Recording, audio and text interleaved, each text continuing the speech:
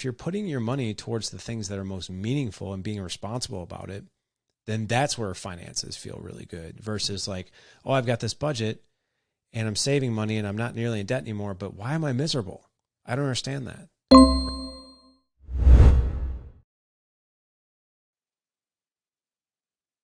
Welcome to the Dough Roller Money Podcast. I'm your host, Rob Berger. In today's episode, we're joined by founder and CEO of The Dad's Edge, Larry Hagner. He's an author, podcast host, and legendary father, as he likes to put it. Larry founded his brand, The Good Dad Project, later coined The Dad Edge, in 2015 after he published his book, The Dad's Edge, 9 Simple Ways to Have Unlimited Patience, Improve Relationships, and Positive Lasting Memories. And as a side note, I think I need all of those things. He's also the host of the Dad Edge podcast, where he's interviewed over 700 experts on all things pertaining to life and fatherhood. And last year in 2020, he was chosen as a speaker educator for the Financial Freedom Movement Summit. Larry, welcome to the show. Hey, what's up, Rob? How are you? I don't know if I'd call myself a legendary father. It's too late. It's out. Man, it's done. I mean, I don't think I've ever coined myself as that. I'm pretty self-deprecating. Our research folks must have found it somewhere. It's a tagline. I don't know. Maybe I can source it. Yeah. Let me ask you just sort of a side topic, really, but the Financial Freedom Summit, that's already happened or it's going to happen? So it was supposed to happen back in 2020. And to my knowledge, I think Grant is in the process of either rescheduling it or it might be rescheduled. Yeah, Grant Sabatier, who's a good friend of mine, has been sort of the mastermind behind that. And I was curious. I knew it had been delayed. I didn't think it happened, but I wasn't sure. Well, good. So the Dad's Edge, can you kind of tell us what it is and maybe share some of your backstory as to why you launched it? Sure. Yeah. So the Dad Edge podcast it's a podcast obviously dedicated to fathers, husbands, men in general. Really what it is it's a way to look at personal development for men through the lens of a father and husband. So we really cover 5 things in that podcast, if I'm being really honest. And as far as like our guests and the themes that we've covered over the years have been, one is mastering your personal finances, which is exactly what we're talking about today, right? Or an element of that. And if you really look at that training in that aspect of our life, you know, the U.S., we're a mess financially. And a lot of it has to do with the fact that were never taught personal finance growing up, either by our parents or in the school system. We know all about trigonometry and algebra and polyellograms, but when it comes to balancing our own numbers, right, it could be a challenge. I may have known about those things at one time, but I hear what you're saying. Yeah. The other one, another dimension number 2 is optimizing physical, mental, emotional, spiritual health. So men, just in general, what we do is when we graduate college, when we jump into our careers, we tend to put our own self-care on the back burner. And that comes from, believe it or not, a very noble place. It's like, how can I possibly take care of myself when I have other people or things that need my attention? And what we usually find is if men aren't taking the time to be effective and efficient in that dimension, we tend to show up pretty poorly in other areas of our life, in our relationships, our marriage, and productivity at work, and all kinds of things. So self-care is huge. A third element is creating extraordinary marriage. That one, again, no training in that. And if you look at really just a lot of men, adult men who are men and fathers today, a lot of us come from backgrounds where we didn't see a successful relationship, or maybe we saw a stagnant relationship with our own parents.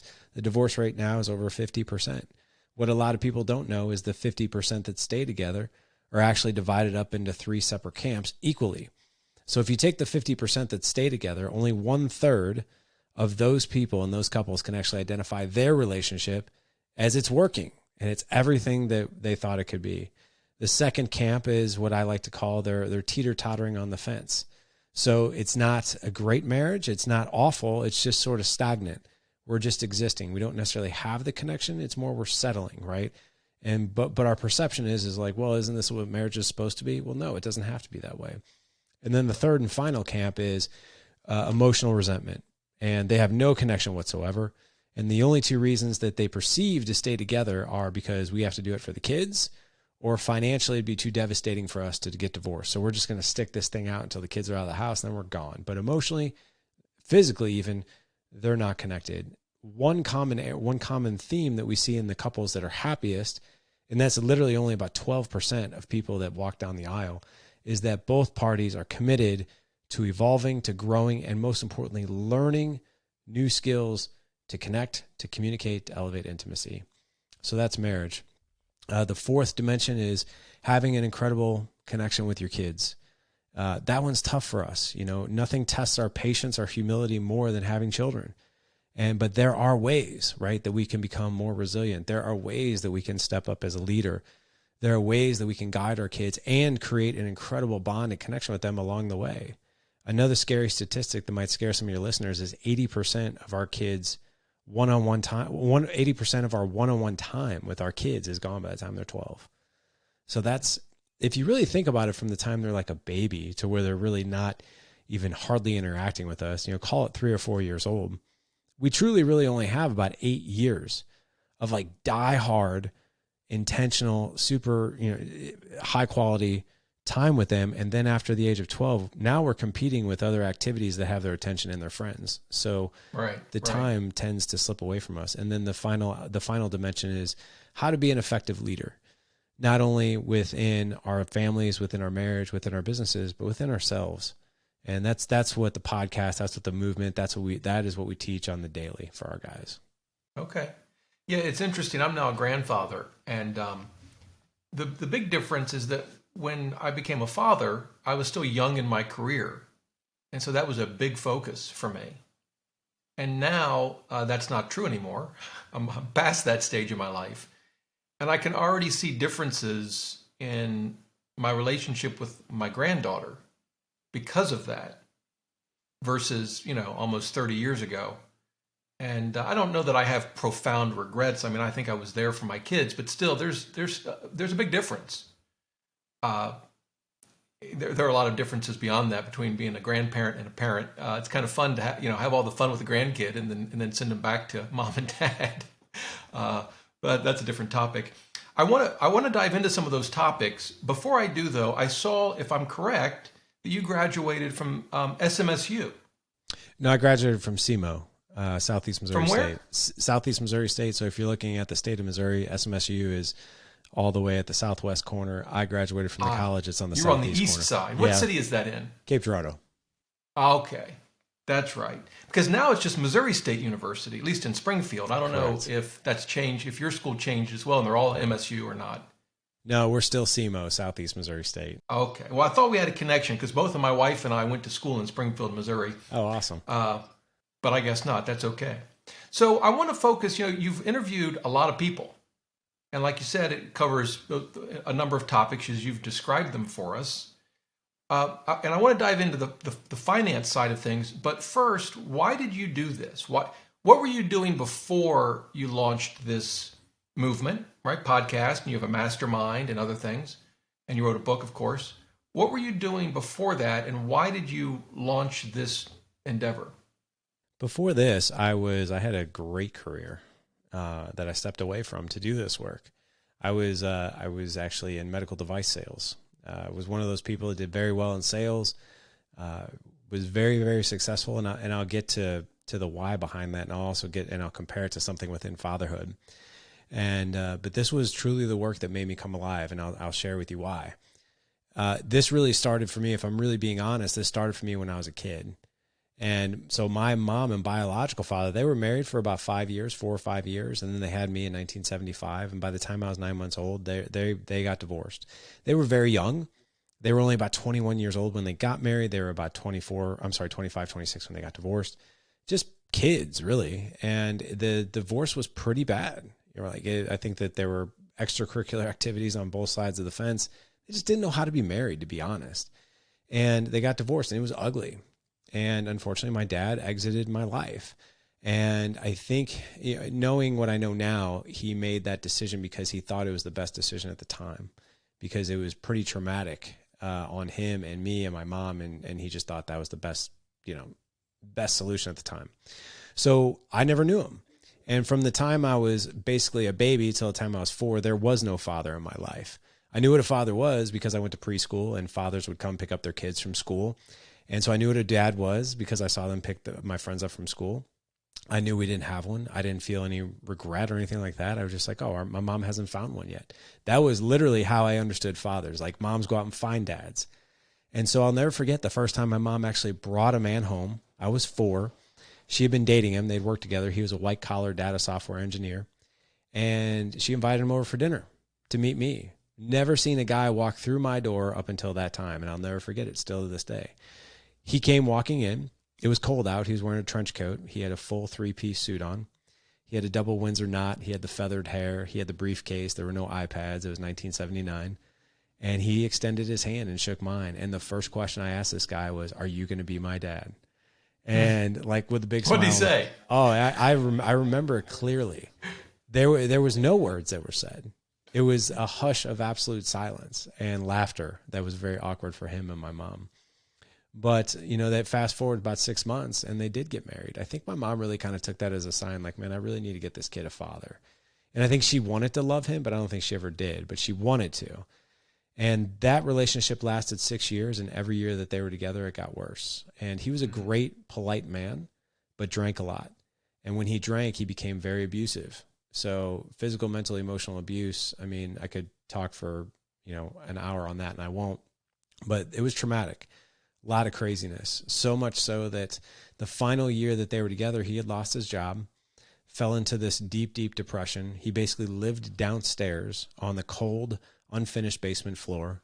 And I remember being 9 years old, and I'd go down there 3, 4, 5 times a day to check on him to make sure he was still alive, because he would just lay there on the floor in the same trench coat that I met him in his pajamas, on an outdoor couch cushion, and he would just sleep all day.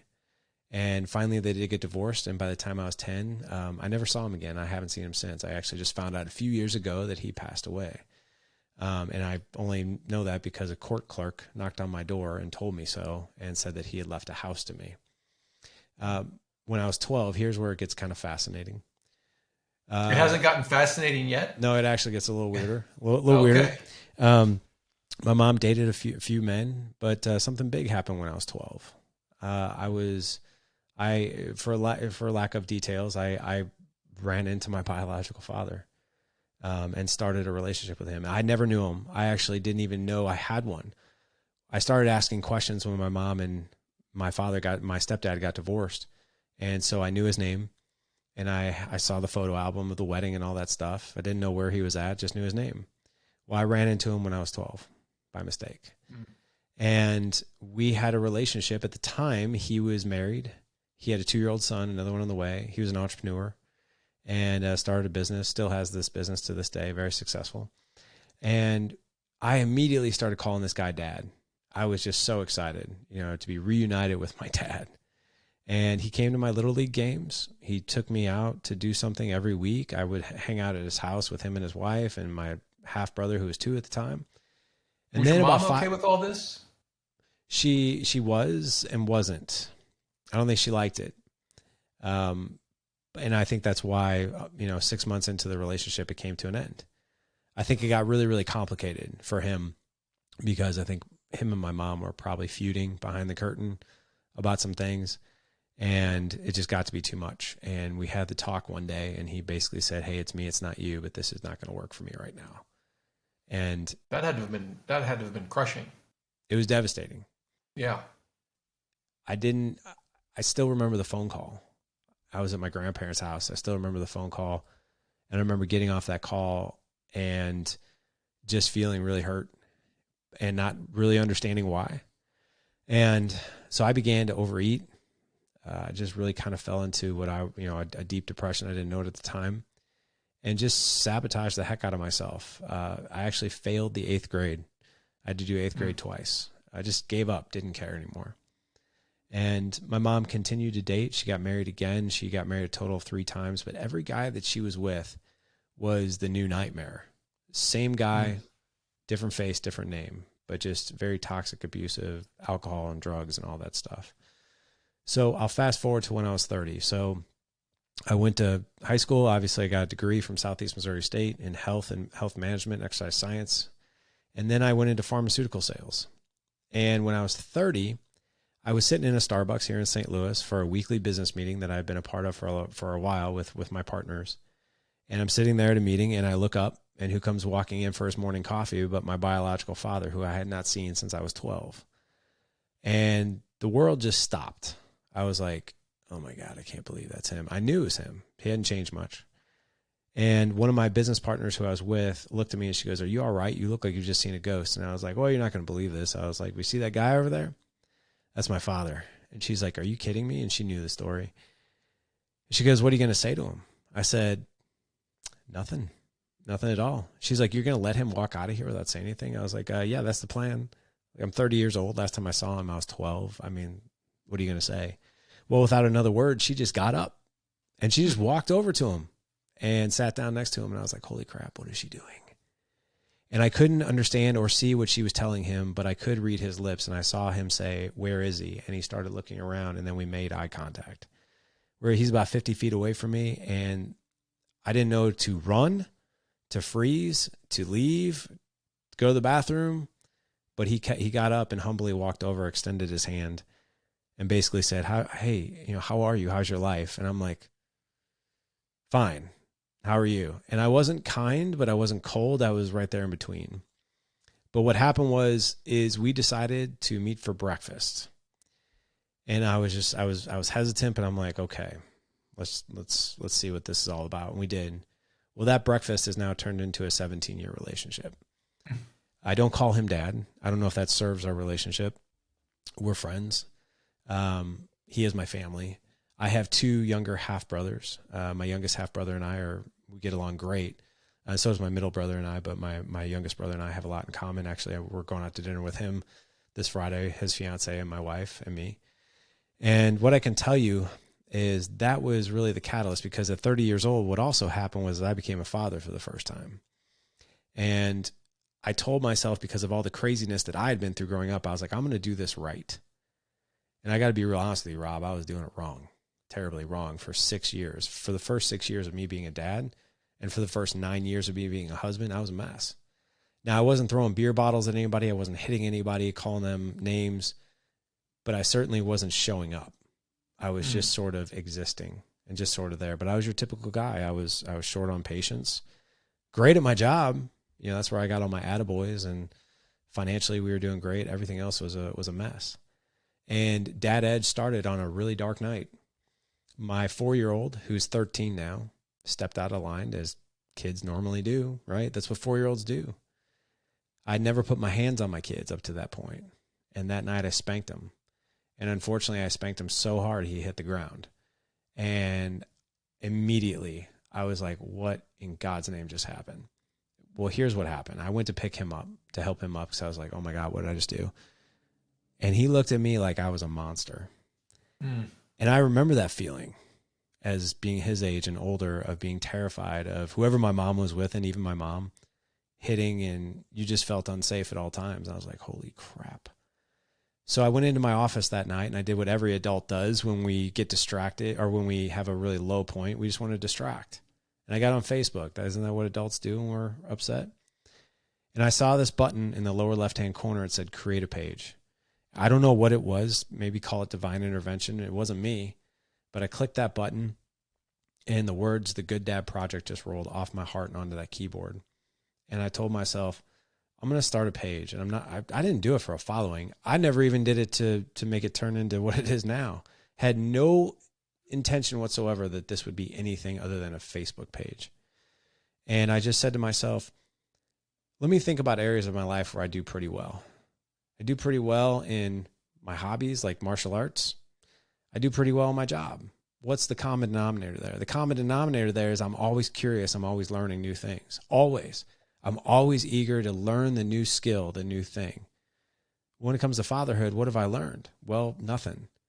And what have I learned about marriage? Well, nothing. I have a laundry list of things not to do, but that definitely isn't good enough. So what I'm going to do is I'm going to utilize this page and go out and learn something new every day, and I'm just going to post it here. That page turned into a website. That website in 2015 turned into the podcast. And to be honest, I only started the podcast because I got so burnt out on writing. And I just wanted to be able to talk to really smart people that were much smarter than me. And that's why I joke when I say, man, I don't know if I'd ever call myself a legendary father, because I'm still that student. I'm still that guy behind the microphone. Like, please, like, you tell me how you go about this. Let me learn some skills from you. And that has now turned into what we have today, which is, a huge platform and a massive mastermind for men who want to do life with us and learn these skills as well. But man, it didn't start pretty. Like, I didn't wake up one day being like, oh yeah, like I got this father thing figured out. Like, I still don't have it figured out. I'm still make mistakes every day. I'm just trying to be better every day. Is this now your full-time work, or do you still, so when did that occur that you moved, to be able to do this full-time? It actually occurred this year. So, Okay. I was able to, I always just did this as a hobby, just something that was therapeutic. And, in 2016, we started, the Mastermind, and the Mastermind definitely turned into, a great platform and an organization for men. Right. And I know enough about as far as business and scaling and that kind of thing that I've scaled this to where I didn't have to do a ton of it. Just train the people that were going to be really good at doing some of the things that need to be done well, and then do the things that I'm good at, which is, the podcasting part of it and the facilitation, the leading and the vision. And then it was back in this May, I was just like, man, this has gotten so big and it's gotten so successful that what would it look like if I completely did this full time? So I made that choice and I did it. I'm now full time, and I've been that way for 6 months. Thanks. So what's the mastermind look like? How big are they? I mean, I assume it's, well, I don't know. Is it multiple masterminds? If someone wants to join it, how does that work? It's very simple, but yet it is very effective. So first of all, it's really identifying like who is the mastermind for. The mastermind is for men who are three things. They're humble. We don't allow egomaniacs in the group. Men who are humble. Number two, men who are hungry. So men who are eager to learn, like they're tired of the wash, rinse, repeat. They want a map. They want a GPS of how to do this father thing better, and marriage better, and mindset better, and all these things that we teach. So hunger's got to be there, because quite frankly, there's a lot of guys out there that are comfortable just being complacent, and that's okay, because I think a lot of people get to the point where they're just like, yeah, I'm done with that. And then the final thing is you got to have some sort of level of emotional intelligence, just some, not a ton, but just some, because the guys in our group who are really, we get very, very authentic with what's going on in our life. And one thing we just have no tolerance for is when a guy gets really authentic of like, hey guys, I'm really trying to elevate intimacy with my wife, or I'm really trying to be more disciplined to go to the gym and with my fitness better because I want to be healthier. We never will have guys who are be like, well, man up, grow a set of balls and go do it. There's a time and a place for strategy like that, but we don't allow that in the group, because usually when a man gives that advice, it's because they don't know what to do. And that's what they've been told. So it's like, hey, just go do that. Go man up. Well, what does that even look like? We don't even know. But to answer your question, what does it look like? So we have about 700 members who are part of our group who do life with us on the daily. We have over 50 mastermind sessions that we do per week, 7 days a week. And wow, is this all like via Zoom or? Via Zoom, yeah. And then we have one big live summit every single year. But what we do is we've got 70 coaches in the group, and each mastermind session is to teach men, to give men space to ask questions around what it is that they want or what they want to be held accountable to. But then also we're teaching them a certain skill set that's pre-planned every single, we plan out our monthly agendas a month in advance. So we already know what we're doing for next month, the month after, and the month after. So we know what we're going to be teaching these guys. How big is each group? Yeah. So what we do is those are the open groups. We actually have more. So our sweet spot is we like to have around 15 to 16 men per mastermind group. Okay.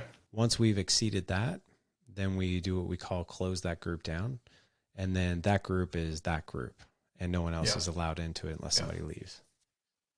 So let's transition a bit into personal finance and investing, since that's one of the things that you focus on. I'm curious, well, first of all, I guess sort of two questions. One is, what was money like when you were a kid, and how's that informed? Let's just start there. Because it was a big influence on me. We had a lot of financial issues. I had a weird childhood when it came to money, but I I'm curious what your childhood was like and how, if at all, that's affected, your thinking about money today. So the way I grew up, I mean, we didn't have a lot of money. My mom was always in and out of relationships. And if I really look back on something that imprinted me from a money perspective is I always felt the stress that we didn't have a whole lot of it. And I felt the pain that my mom was going through, especially as she was, marrying and taking in these guys that were, to be quite honest, they were just bums. One time when I was 16 years old, I'll never forget this. There was a guy that lived with us for 2 years, and him and his son, and they weren't married officially, but they were together and living together that long. And I'll never forget when that relationship came to an end, because they moved in with us, and my mom worked for him, and his business crumbled. So my mom had no job. He had no money. He moved out. They broke up, and he took all of our furniture with him. And I came home to find my mom sitting on our family room floor with no furniture and no money and not knowing what to do. And I'll never forget that feeling. And I was just like, I mean, that impacted me on an emotional level that has lasted 30 years. So how do you think that affects how you handle money today? So how I handle money today, I make financial decisions through my core values. So, and I'm happy to explain what that means and how that shows up. Yeah, please. So everyone operates within 5 to 7 core values, right, of who they are. And usually these core values show up in our intuitional intelligence. So on a conscious level, we don't necessarily know what they are. We just know that when we're operating within them, life feels good. And when we're operating outside of them, life doesn't feel good. So like there's actually 150 human core values. Every human being usually operates within 5 to 7 of their own. So I'll give you an example. How core values show up. So someone you're dating, right? I'm sure a lot of your listeners can look back on a relationship where they were dating someone. And they're like, I don't know what it is about this girl or man. She's beautiful. Like she has everything I possibly could want, but something's not right. It doesn't feel right. Feel it in my gut. Just don't feel right. Now, chances are what's happening is you're out of alignment with your core values with her. There's something that just isn't right. That's not firing on all cylinders. Same thing with the culture of the job that you work at. We've all had jobs where like, man, I don't know what it's about this place, but I love it here. Or vice versa. I don't know what it's about my boss. We don't get along. Chances are that's a misalignment in core values. So my core values, when you go through an exercise, we actually have one in the Mastermind where we help men on a surface level understand these, but my core values are adventure, humor, environment, community, growth, adventure, family. Those are my 7. So financially, and I got a great story to really hit this home for you.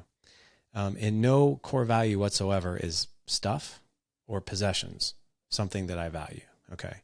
I value adventure, experiences, family, and my environment. That's 3, right? Out of the 7. So we just got done doing a nice backyard patio where we can all gather as a family and my kids can have their friends over. We're lucky enough that we bought a house that overlooks our subdivision pond, so we have a view of water. So what we did was we invested a good amount of money into this big patio. We redid our deck. We have this huge circular concrete bench with a massive fire pit in the middle where our kids can and then we play cornhole and we put speakers back there and we can even inflate a screen for outdoor movies and that kind of thing. But it's a gathering space. So it got finished this past summer and I'm sitting there with my 15-year-old. I have 4 boys, 15, 13, 8, and 5. And I'm sitting there with my 15-year-old. He has all of his friends there. My 13-year-old has his friends there. We have couples, who came over. I think we had probably 25 people over. People are laughing, having a good time. We have pizza. We're playing cornhole. Kids are roasting s'mores. We got a movie going on in the backyard. It's just a beautiful, perfect night. And my son sits next to me and he's like, man, this is awesome. I was like, yeah, it is. And I felt good about it. He's like, Dad, he goes, let me ask you something. When are you going to buy a nice car? And I was like, what? Like, what do you mean buy a nice car? And he's like, when are you going to buy a nice car? And just truth be told, I drive a piece of crap. I drive a 2016 Nissan Altima that cost me $13,000. I don't value cars and I don't value stuff. And I just kind of laughed. I was like, why do you ask that? And he's like, well, so-and-so up the street, his dad just bought a brand new Jeep. And so just bought our next door neighbor, he just bought a brand new Challenger. And so-and-so's dad just bought a brand new Corvette. So Dad, come on, like we've got the money, when you go buy a nice car? And I just like laughed and I was like, probably never. And he's like, why? I was like, I don't value cars, Ethan. I was like, if you want truth be told, you're sitting in my Corvette right now. And he's like, what are you talking about? And I was like, you're sitting in my Corvette. And we were sitting outside, just watching everybody having a good time. And I was like, Ethan, look around. I was like, I could have taken money and bought a car, right? I was like, but that's not what I value. What I value is deep human connection, family and environment, and adventure, along with other good things, right? And community. So look around. I feel really good about buying this instead of a car. I was like, and you tell me if you think I made a good decision. Look at all your friends. Look at this space for you and your friends that you're going to have as long as you live here, and for and for my grandkids and your kids. And I could have bought a car. Let's just say I bought a Corvette and it'd just be me and you in that car. And that'd be cool for maybe 5 minutes, and then maybe not so cool. So you tell me, did I make a good decision? Look around. And he looked around and he's like, yeah, that was a great decision. So that's how I make. Anyway, that's a long way to say I put financial. I don't buy designer clothes. I don't buy expensive shoes. I definitely don't have a nice car. I do spend money on my home because that's where my family gathers. And I do spend money on experiences because that's memories and that's connection. Yeah, that's a great story. So in all the work you've done over the last 5 or 6, 7 years, have you found certain financial issues that come up repeatedly that cause couples the most problems? Sure. I mean, even statistically, right? So 50% divorce rate. Well, the 50% of people that get divorced, 50% of them, I feel like Anchorman when I say that, 60% of the time works every time, right? But 50% of divorces are actually due to financial distress, right? Or financial disagreements. So normally what I find, and this is just generalization if I'm thinking about it, in every relationship, there are these financial personalities, right? Maybe you have the husband who's the squirrel, and the squirrel is the one who saves all of his nuts and doesn't share anything and just saves, doesn't spend and doesn't use money necessarily as a tool to, leverage something like connection, right? And maybe you have a wife who's an ostrich, right? Who puts her head in the sand and doesn't want to know any information, whatever. I don't even want to know about it. Please don't tell me about it, right? It stresses me out. Or maybe she's a spender, or maybe he's the spender, or maybe they both are. But yeah, definitely different money personalities. And what we do is, instead of necessarily teaching men how to okay, here's how you create a budget. I mean, sure, we do that. But what's most important is helping them create a 5, 10, 25-year vision of saying, hey, let's first find out what is most important and meaningful for you in your life before we even talk about budgeting your money. Because if you're putting your money towards the things that are most meaningful and being responsible about it, then that's where finances feel really good, versus oh, I've got this budget and I'm saving money and I'm not nearly in debt anymore, but why am I miserable? I don't understand that, right? So it's most important to understand what is it that you value, what's your vision, and how can you manage money responsibly operating within that value and that vision. Yeah. It's interesting listening to you today, because you talk about core values, about sort of personalities, right? Almost, this may be a poor way to describe it, but almost like a psychological sort of approach to some of these issues. And I'm curious how that came about. Is that just, you've always sort of seen the world that way, or is it from interviewing, 700 experts on your podcast? How did you come to sort of that approach, to life, really? That would be B.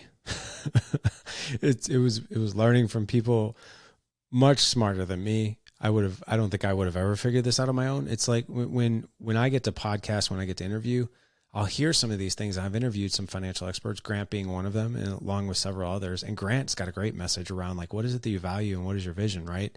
Yeah. He actually spoke at one of our live events 2 years ago. And, when I hear something, I'm like, oh my gosh, that makes a lot of sense to me. And I've never thought of it that way. Let me go try that, right? Let me go try that on. So like, for instance, 5-6 years ago, I probably would have bought the car because that's what I would have thought that I wanted. And maybe like, I want to be cool like my neighbors. And then I would have gotten the car and been like, all right, that's cool. Now what? And so like, it really made sense. My wife and I sat down 3 years ago and we started looking at Chris. This is how it all started. And it came from the question of, why are we so miserable around Christmas? And not necessarily miserable, but why are we so stressed out? Why can't we find the joy in Christmas? And we looked at Christmas, we're like, okay, what's happening during Christmas? Well, Christmas is where we're spending money on toys that the kids are breaking 4 and 5 days later. Pieces are getting lost. Our house is filled with way more clutter. We have more toys than our kids even know what to do with, so they don't even play with them after so much time. So why do we do that to ourselves? So we made the decision 3 years ago after going through a core values exercise and what is it we truly value and what matters to us. And we're like, what if we did Christmas different? What if we did experiences over stuff where each kid got 3 gifts and that's it? Small gifts, like nothing big, and some stocking stuffers. I mean, if I told you what our budget was for each kid at Christmas, it's a joke, but we like it that way. And then we're going to do something like we get the family together and be like, hey guys, if we were celebrating some meaningful connections or things that happened for this following year, what would bring you the most joy? And we then we put money towards those things that are more experiences. Right. Yeah, that's a great story. It's something we've struggled with because the holidays can be stressful. Oh yeah. Because and it falls more on my wife, just the way we've sort of divided the work, and it's both stressful and hard. It, I think, can be very hard to overcome because there's this sense of tradition, and this was how it was done when we were kids, and we want our kids to have, or our grandkids, or family members. And it's something we're slowly starting to change now, where we're not out. It's not even the money necessarily. It's the time to go to the stores with a million of your closest friends and try to figure out what to buy and to buy it and to wrap it. And my first approach was, well, let's just do it all online. And that maybe in theory might help a little, but it still didn't solve the problem. So and it's interesting that you focus on experiences. What are some of the good, can you tell us an experience that your family, had in place of, say, sort of, I guess, traditional Christmas gifts? Sure. So, and I think it'd probably be better to even, include COVID in this just because it's such a hot topic. So yeah, why not? Yeah. So in 2020, obviously March 2020, like everybody will remember that as the day the world stood still with COVID and shutdowns and all that good stuff. So I think it was right around, 45 days into that process where you're locked down, everything is Zoom. You don't even want to go out and get groceries. Everybody's Instacarting. Nobody's looking at each other. Like everybody's paranoid beyond belief. And we started thinking, my wife and I actually thought, like, is this the end of the world? Like, is this it? And we started asking ourselves really poor questions. Like, why does the world have to be this way? Why can't our kids go to school? Why does this have to be such a disaster? Well, the quality of our life determines the quality of our life is determined by the quality of the questions that we ask ourselves and people around us. And what we found is we were asking ourselves really poor questions. So my wife and I got together and we said, you know what? Let's reframe this question. How might we, not why can't we, how might we connect in a way as a family we never have, being that we're faced with things that we've never faced? And let's see what answers come back. So we got together with the boys and we asked that same question. How might we come together as a family despite everything else going on in the world and make memories and connections that we never have? So what we did we looked at the calendar, and this was in May, and we said, you know what? By August, we will have made 13 weekly adventures. And the rules are this: go someplace you've never been, do something you've never done. And what we did in those experiences over stuff, right? Because we could have filled our house with more stuff. Like, hey, let's buy a PlayStation. Let's do this. Let's do that. Let's buy all this stuff since we can't go out. But instead, let's go out and safely connect and do something that we can experience. And we did things like we went on float trips. We stayed in a tiny house as a family. We went caving. We did rope swings. We did cliff jumping. We did we went hiking in places we wouldn't have hiked. And here's the other thing we did, and I never thought this would be part of something we did in 2020, but we said, let's go big in 2020. Let's really cap this year off, because we did 13 adventures and they were absolutely unbelievable. And they brought our family together in an amazing way. And we decided for that Christmas, let's do something big when it comes to an experience, and let's go to Disney. So out of all 6 of us, my wife was the only one who's ever been to Disney World. My kids have never been there. I had never been there. And I was like, let's go do that. And we did that. We did that between Christmas and New Year's. And was it empty? No, it was pretty full, actually. It was about 50%, Okay. 50% capacity. You were wearing masks. Right. But what we did is we took all those photos and all those memories. And just recently, actually, just a few weeks ago, my wife surprised me. And she took all those photos, and she took 80 of our best photos from our adventures. And she filled an entire wall in our basement with those photos, right next to a gathering space and an entertainment space that we have down there. And it basically said, there's a mural in the middle that said, while the rest of the world said they couldn't, we did. Sorry, it kind of gets me emotional when I think about her doing it, because that is wonderful. It is, and her idea, got to give credit to her, but that's really, when I look at that wall of photos, and I think, and that was money, right? That was money that we spent to do those things. And to be honest, it wasn't even that much money. But I look at that wall. I mean, Disney was, but not the other ones. But when I look at that wall, I'm like, that's the year. That's the year that the Hagners as a team said no, not us. The rest of the world can be disconnected. The rest of the world can live in fear, and the rest of the world can disconnect, but we're not. And here's where we're going to take our money, and here's how we're going to go spend it, and here's what we're going to go create. And that's what we did. And then my wife capped the whole thing off, of course, with this amazing mural that she did. Right. That is terrific. Well, thanks for sharing that. That is a wonderful story. And it's the kind of thing, I mean, your kids, of course, you and your wife, but I mean, your kids will obviously remember that forever. That's terrific. Well, Larry, thank you so much for taking some time out of your day to talk with us. For folks that want to know more about you and to follow your work, where should they go? Everything that we do is over at thedadedge.com. So okay. You can find our gazillion podcasts that we have over there. We just crossed over 800 now. And we've got a podcast tab just for that. We've got resources over there. I have a free resource. It's called 21 Days to an Extraordinary Marriage. It's right there on our homepage, right at the top at thedadedge.com.